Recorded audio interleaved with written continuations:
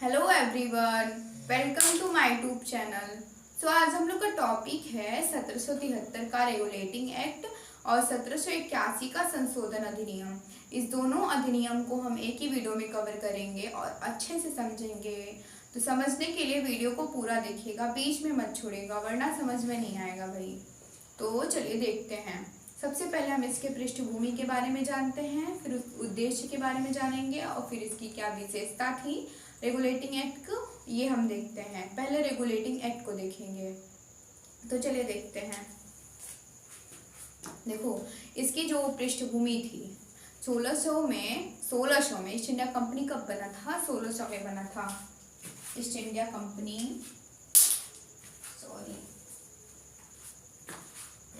East India company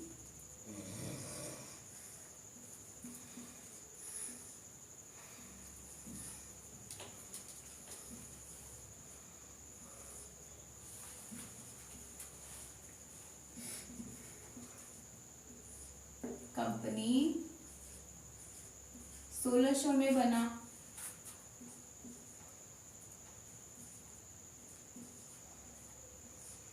कब बना था? 1600 में बना था। ईस्ट इंडिया कंपनी 1600 में बना था।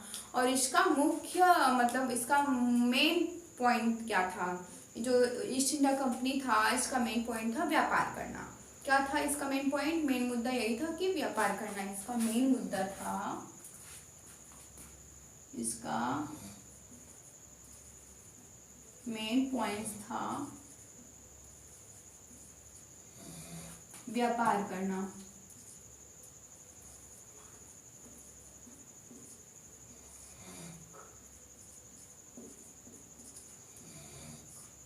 इसका मेन पॉइंट था व्यापार करना। तो ये व्यापारी से कैसे शासक बन गया था?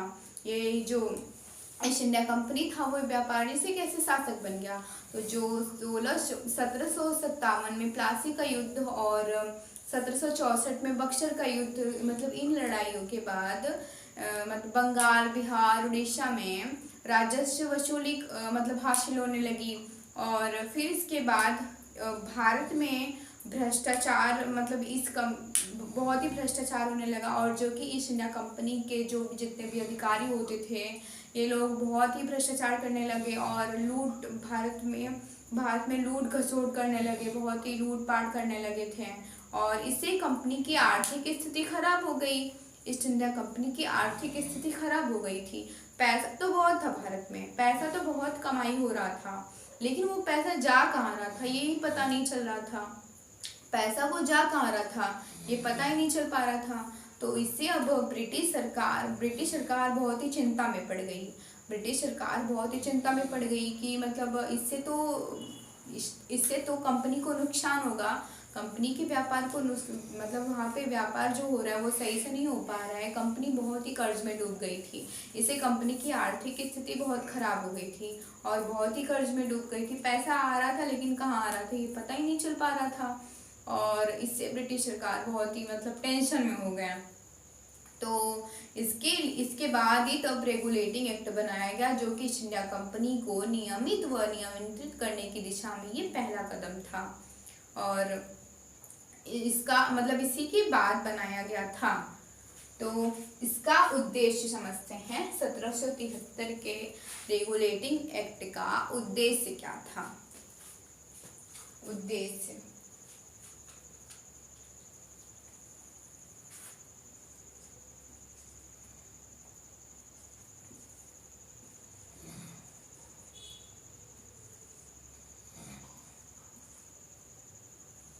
इसका उद्देश्य क्या था?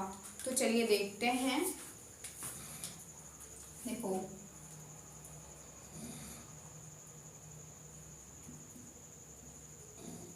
ईस्ट इंडिया कंपनी को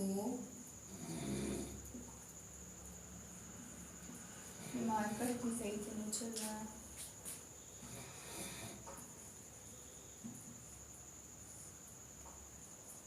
नियमित व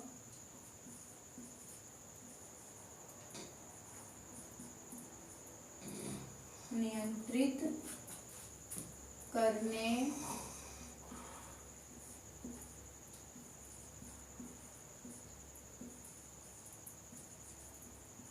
की दिशा में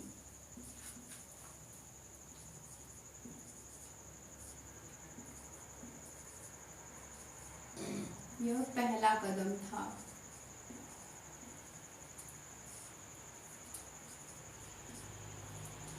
देखो, इसका उद्देश्य था ईस्ट इंडिया कंपनी को नियमित व नियंत्रित करने की दिशा में पहला कदम था। जैसे कि ये बहुत ही इम्पोर्टेंट क्वेश्चन होता है कि ईस्ट इंडिया कंपनी को ऐसा मतलब कौन सा कानून है जो कि ईस्ट इंडिया कंपनी को नियमित व नियंत्रित करने की दिशा में बनाया गया था। पहला कानून कौन था? तो 1773 का रेगुलेटिंग एक्ट। रेगुलेटिंग एक्ट के नाम से ही पता चल रहा है, रेगुलेट कर रहा है। रेगुलेट कर रहा है, किसको रेगुलेट कर रहा है? ईस्ट इंडिया कंपनी को रेगुलेट करने के लिए यह एक्ट बनाया गया था। ईस्ट इंडिया कंपनी को रेगुलेट करने के लिए एक्ट बनाया गया था। तो इसमें ये मतलब ईस्ट इंडिया कंपनी को नियमित व नियंत्रित करने की दिशा में ये पहला कदम था ईस्ट उसका 1773 के रेगुलेटिंग एक्ट का। और दूसरा पॉइंट क्या है?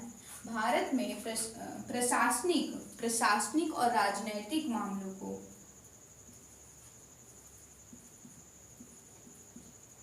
प्रशासनिक व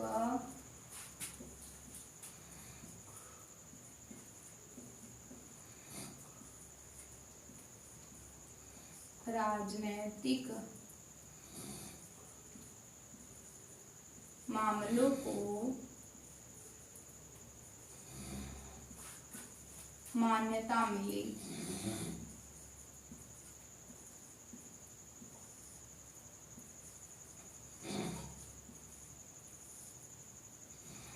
भारत में प्रशासनिक और राजनैतिक कार्यों में मतलब राजनैतिक मामलों में भारत के प्रशासनिक और राजनैतिक मामलों को मान्यता मिली। लेकिन यह कार्य क्या होंगे? ये ब्रिटिश सरकार के दिशा निर्देश से चलेंगे। यह कार्य क्या होंगे? वो ब्रिटिश सरकार के दिशा निर्देश से चलेंगे।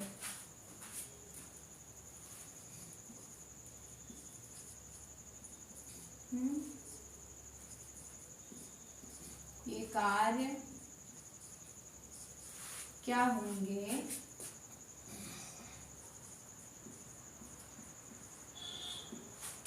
ब्रिटिश सरकार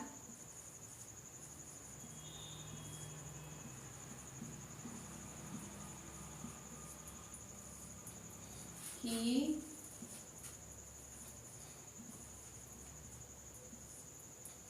दिशा निर्देश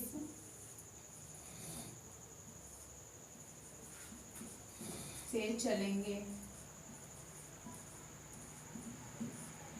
इस पे किसका मतलब कि किसके दिशा निर्देश से चलेंगे? ब्रिटिश सरकार के दिशा निर्देश से चलेंगे। और इसमें क्या हुआ? केंद्रीय प्रशासन की नींव रखी गई।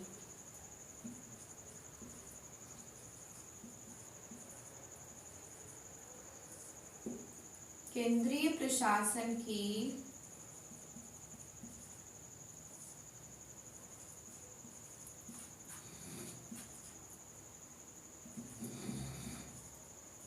नींव रखी गई।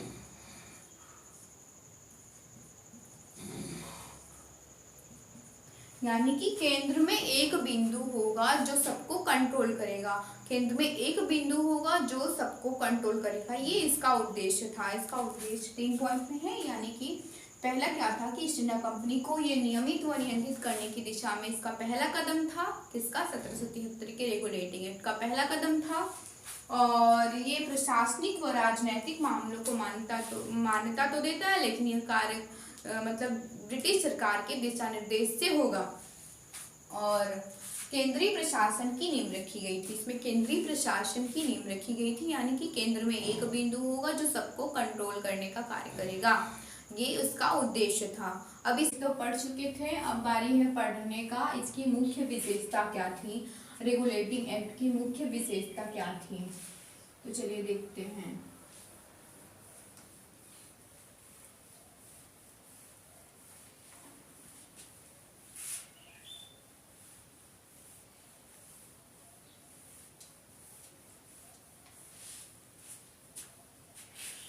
देखो, इसकी मुख्य विशेषता क्या थी, रेगुलेटिंग एक्ट की मुख्य विशेषता।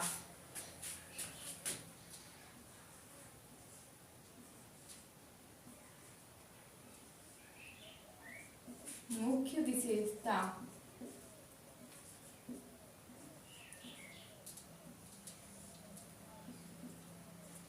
इसकी मुख्य विशेषता क्या थी? तो सबसे पहले विशेषता ये थी कि बंगाल के गवर्नर को बंगाल का गवर्नर जनरल बना दिया गया। गवर्नर जनरल यानी कि अब देखो, हाई कोर्ट से सुप्रीम कोर्ट उनको पद बढ़ा दे दिया गया, गवर्नर जनरल का पद दे दिया गया। मतलब कि उनको और भी, जैसे कि उनका पावर और बढ़ गया, पद उनको गवर्नर जनरल का मिल गया। देखो, बंगाल के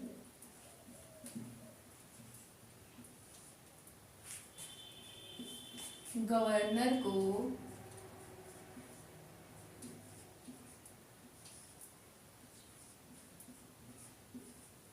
बंगाल का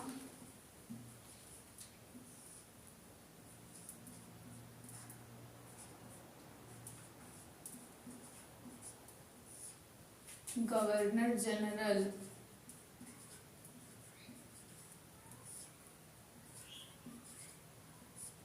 पद दे दिया गया।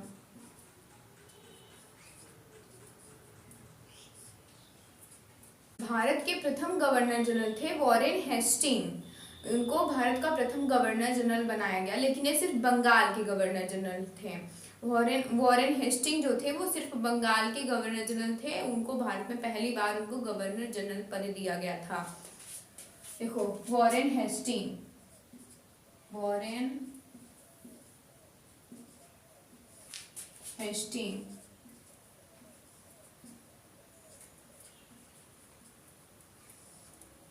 हेस्टिंग्स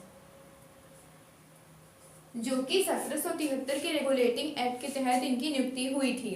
और बात करें कि जो भारत के प्रथम गवर्नर जनरल जो कि पूरे भारत के लिए बने थे, पूरे भारत के लिए, यानी कि न कि सिर्फ बंगाल के लिए। जो वॉरेन हेस्टिंग थे ये सिर्फ बंगाल के गवर्नर जनरल बने थे उस टाइम पे रेगुलेटिंग एक्ट के तहत वो सिर्फ बंगाल के गवर्नर जनरल उनको बनाया गया था। लेकिन जो थे लॉर्ड विलियम बेंटिक थे, वो पूरे भारत के लिए, भारत के प्रथम गवर्नर जनरल थे, वो पूरे भारत के लिए थे, जो कि 1833 के भारत सरकार अधिनियम के तहत उनकी नियुक्ति हुई थी। यहाँ पे लिख देते हैं, लॉर्ड विलियम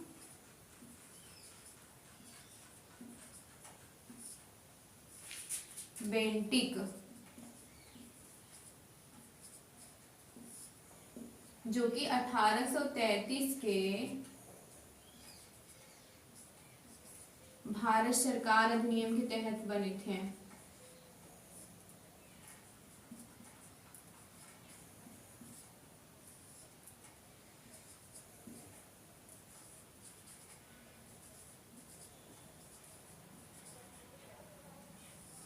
अधिनियम के तहत बने थे। और जो वॉरेन हेस्टिंग थे वो रेगुलेटिंग एक्ट 1773 के तहत बने थे। उनको भारत का प्रथम गवर्नर जनरल और सिर्फ बंगाल के लिए बनाया गया था, और पूरे भारत के लिए तो लॉर्ड विलियम बेंटिक जो कि पूरे भारत के लिए बने थे। ये आप लोग याद रखिएगा, बहुत ही इम्पोर्टेंट क्वेश्चन है, एग्जाम में आता है। तो ये पहला विशेषता था कि बंगाल के गवर्नर को बंगाल का गवर्नर जनरल पद दे दिया गया, यानी कि उनके पद को बढ़ा दिया गया, गवर्नर जनरल हो गए। और इनको जो गवर्नर जनरल थे इनकी सहायता के लिए 4 काउंसिल ऑफ मेंबर्स की परिषद का गठन हुआ, यानी कि 4 सदस्यीय कार्यकारी परिषद का गठन हुआ। देखो, इसके तहत ही 4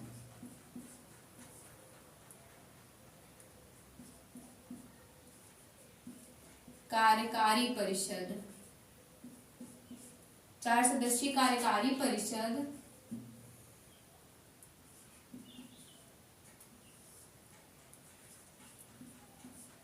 का गठन हुआ।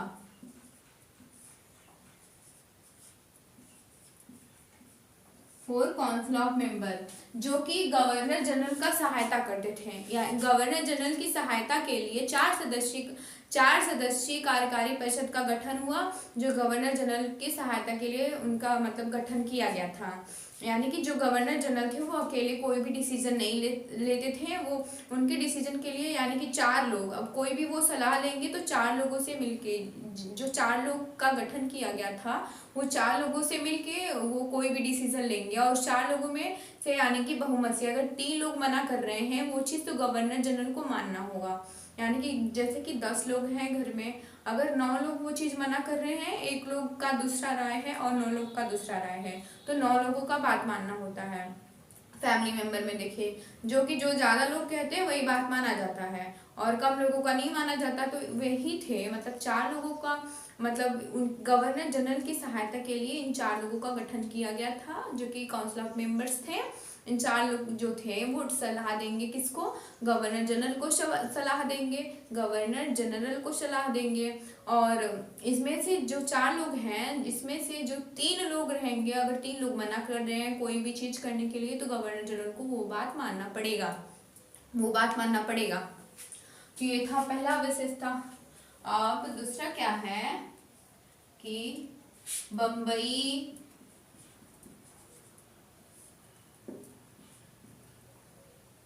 मद्रास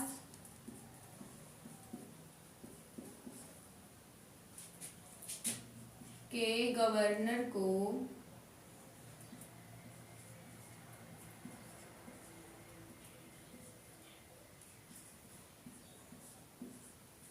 बंगाल के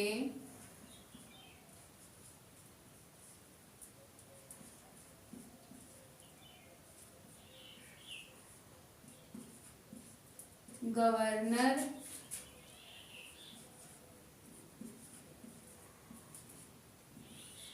जनरल के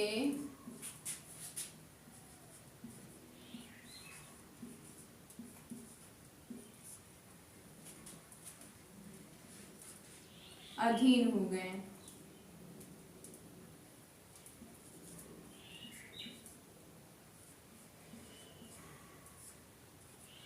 देखो, जो बम्बई मद्रास के गवर्नर थे वो बंगाल के गवर्नर जनरल के अधीन हो गए, बंगाल के गवर्नर जनरल के अधीन हो गए। क्या हो गया, बंगाल के गवर्नर जनरल के अधीन हो गए। यानी कि पहले क्या थे कि बम्बई और मद्रास के अपने, जैसे कि हर प्रांत के अलग अलग मुख्यमंत्री हैं, जैसे कि यूपी के अलग मुख्यमंत्री हैं और बिहार के अलग मुख्यमंत्री हैं। तो ऐसे अब सब राज्य सब अपने अपने प्रांत के मुख्यमंत्री होते थे, और वो अपने राज्य में स्वतंत्र तरीके से फैसला लेते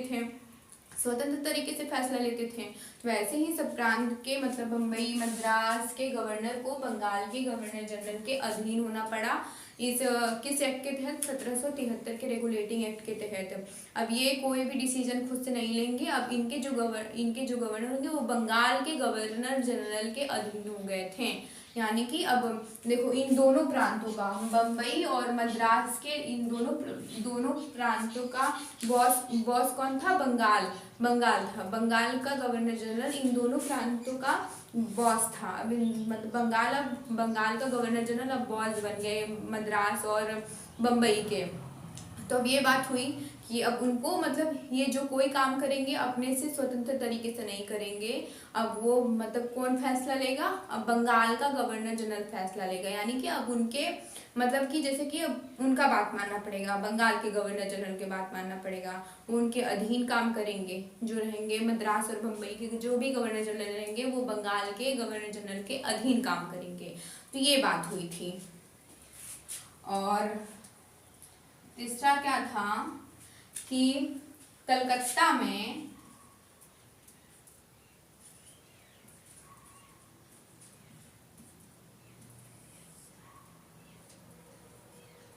कलकत्ता में 1774 ईस्वी में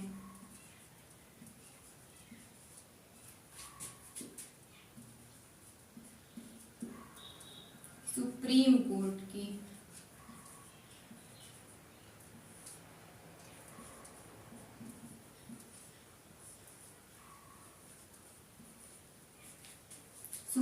कोर्ट की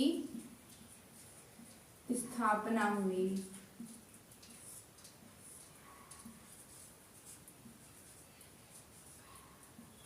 जिसमें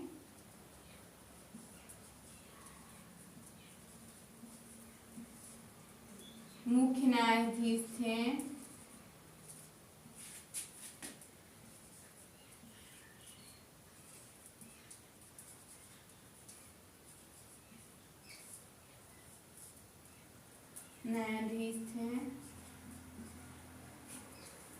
सर एलिजा इम्पे। सर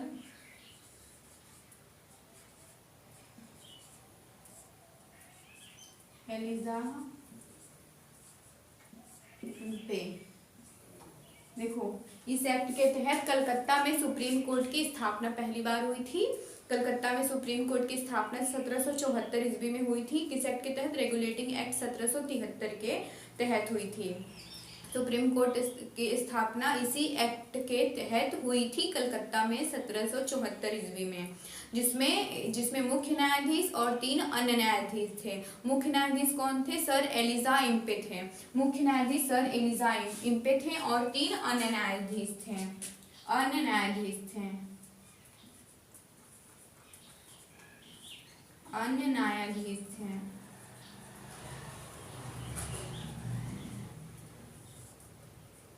अन्य न्यायाधीश थे चैम्बर्स,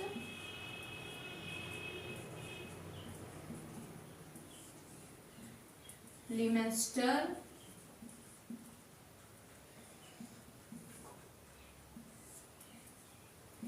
और हाइड। ये इनको 3 अन्य न्यायाधीश बनाया गया था। ये अन्य न्यायाधीश थे चैम्बर्स, लिमेस्टर, हाइड, और मुख्य न्यायाधीश थे, चीफ जस्टिस कौन थे? सर एलिजा इम्पे थे। सर एलिजा इम्पे और अन्य न्यायाधीश चैम्बर्स, लिमेस्टर और हाइड थे। ये देखो, सुप्रीम कोर्ट बनने के बाद सबसे पहले कहाँ हुई थी? कलकत्ता में 1774 ईस्वी में हुई थी। किस एक्ट के तहत हुई थी? 1773 के रेगुलेटिंग एक्ट के तहत हुई थी। ये बहुत इंपॉर्टेंट है, एग्जाम में आता है, तो आप लोग याद रखिएगा। और चौथा बात क्या है? देखो, कंपनी के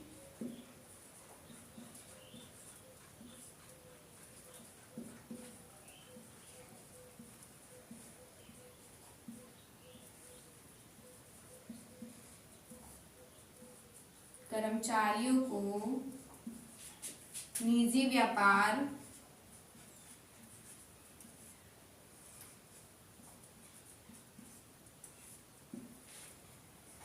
व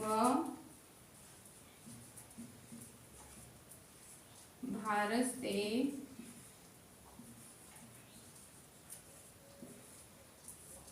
रिश्वत लेने से प्रतिबंधित कर दिया गया।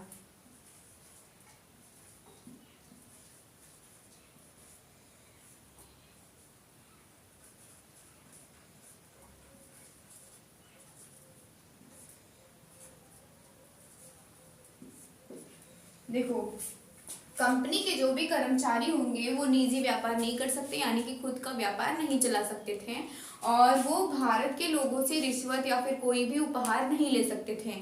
ये बात हुई थी इस एक्ट में कि जो भी कर्मचारी होंगे भारत से किसी भी प्रकार का उपहार या फिर रिश्वत नहीं लेंगे, और वो मतलब खुद का निजी मतलब खुद का व्यापार नहीं कर सकते हैं। निजी व्यापार करने से उनको प्रतिबंध लगा दिया गया था, इसी एक्ट के तहत हुआ था। और अगला विशेषता है, मतलब इसी एक्ट के तहत कोर्ट ऑफ डायरेक्टर के एक समूह जो कि मैनेजमेंट टीम थी, कंपनी को कंट्रोल करने का काम करती, उनको कंपनी को मैनेजमेंट करती थी। इसके तहत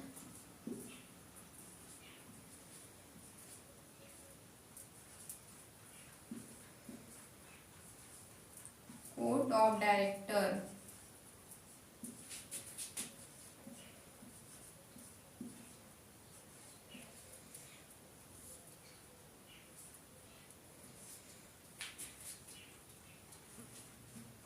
का एक समूह बनाया गया,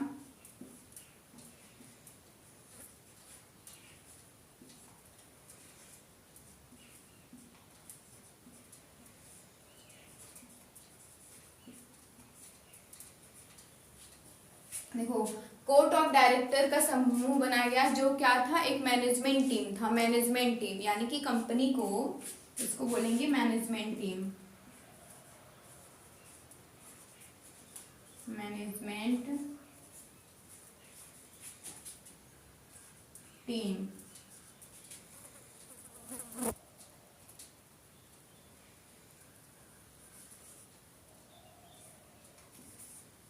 ये जो थे कोर्ट ऑफ डायरेक्टर के सदस्य थे, ये मैनेजमेंट मतलब कि कंपनी को नियंत्रित करने का काम कर रहे थे कोर्ट ऑफ डायरेक्टर। और इनको एक तीन बड़े मतलब तीन चीजों पर, भारत के तीन बड़े क्षेत्रों पर ब्रिटिश सरकार को इंफॉर्मेशन देना जरूरी हो गया था। एक नागरिक यानी कि नागरिक, राजस्व और सैन्य मामले में। नागरिक, राजस्व, सैन्य मामले में। नागरिक,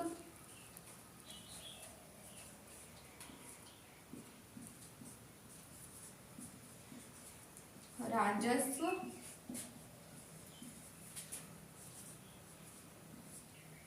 सैन्य मामले।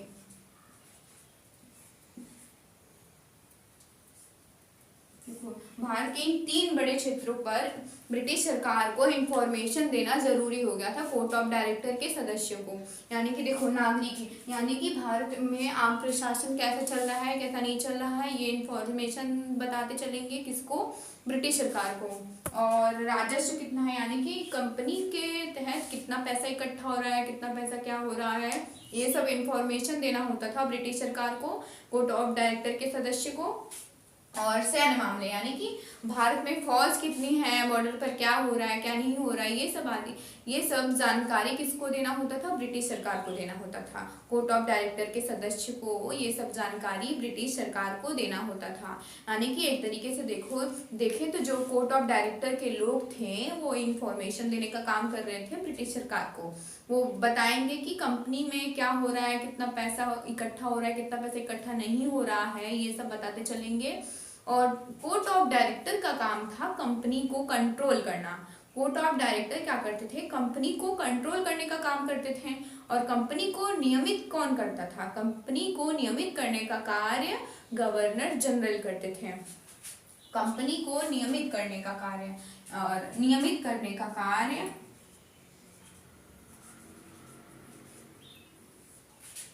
नियमित करने का कार्य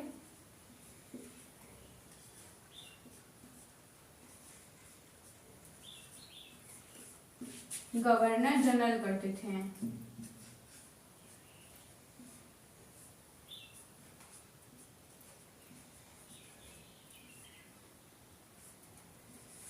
और कंट्रोल करने का काम कौन करता था, नियंत्रित करने का कार्य तो कोर्ट ऑफ डायरेक्टर करते थे।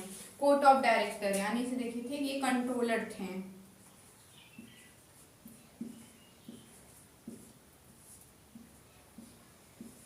जो कोर्ट ऑफ डायरेक्टर थे ये कंट्रोलर थे, कंपनी को कंट्रोल करने का काम करते थे। तो ये इसकी मुख्य विशेषता थी। एक बार रिवीजन के लिए देखते हैं। देखो, बंगाल के गवर्नर को बंगाल का गवर्नर जनरल पद दे दिया गया, बंगाल का गवर्नर जनरल पद दे दिया गया। और उसकी सहायता के लिए 4 कार्यकारी परिषद का गठन हुआ। 4 कार्यकारी परिषद का गठन हुआ था जो कि गवर्नर जनरल की सहायता करेंगे। गवर्नर जनरल कोई भी फैसला खुद से नहीं लेगा, उसके लिए 4 लोगों से सलाह लेना होता था गवर्नर जनरल को। और 4 लोगों में किससे, बहुमत से, यानी कि जो ज्यादा लोग, 3 लोग अगर मना कर रहे हैं तो गवर्नर जनरल को मानना होगा। और भारत के प्रथम गवर्नर जनरल थे वॉरेन हेस्टिंग, जो कि सिर्फ बंगाल के गवर्नर जनरल थे, सिर्फ बंगाल के,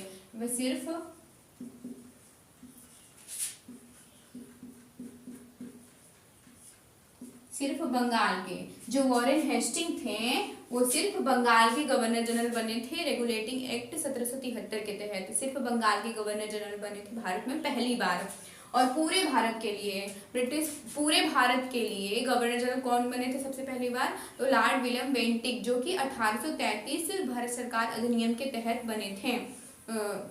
कौन, लॉर्ड विलियम बेंटिक, जो कि पूरे भारत के लिए बने थे। ये बहुत इंपॉर्टेंट है भाई।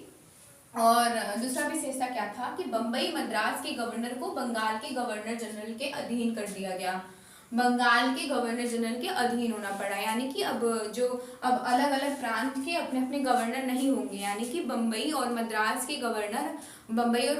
गवर्नर अपना फैसला खुद से नहीं लेंगे। अब वो स्वतंत्र तरीके से फैसला लेने लायक नहीं रहे। अब वो कोई भी फैसला लेंगे किसके अधीन लेंगे, कोई भी फैसला लेंगे बंगाल के गवर्नर जनरल के अधीन लेंगे। अब बंगाल के गवर्नर जनरल इन दोनों प्रांतों का बॉस बना दिया गया। बंगाल का जो गवर्नर जनरल था वो बॉस था।